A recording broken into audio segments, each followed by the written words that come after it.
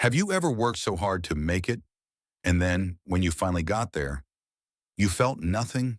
Not joy, not pride, just this quiet emptiness that scares you because you can't explain it.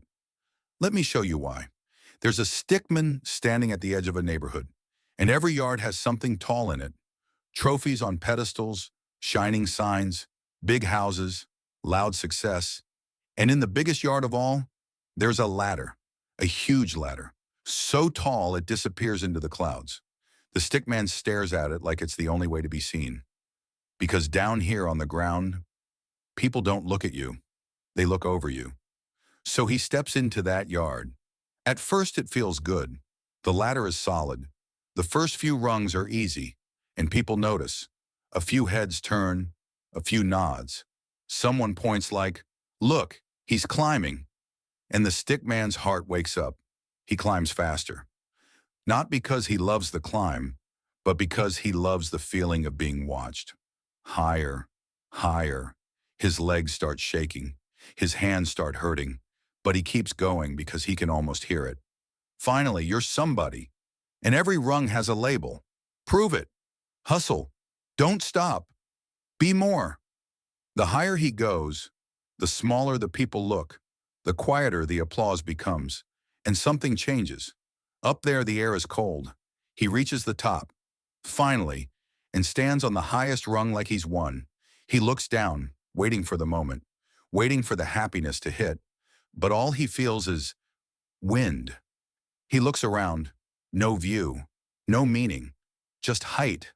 And the worst part? He realizes he doesn't even know whose yard he's in anymore. He just knows it isn't his.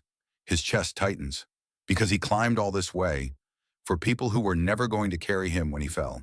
So he climbs down, slowly, quietly, not as a loser, as someone waking up. He steps out of that yard and stands in his own. It's smaller, plain, no spotlight, but it's his. And for the first time, the silence doesn't feel like rejection. It feels like space.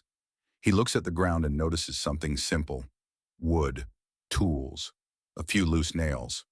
So he starts building. Not a giant ladder, not a cloud ladder, a small one that reaches the roof of his own house, one rung at a time, and each rung has a different label: sleep, health, learning, family, peace, my pace. It doesn't impress the whole neighborhood, but something else happens. When he climbs this ladder, he doesn't feel like he's begging for worth. He feels like he's returning to himself. He reaches the top, not higher than everyone, just high enough to fix a broken part of his life. And he sits there looking at the sky. No applause, no crowd, just a quiet breath that says, "This is mine."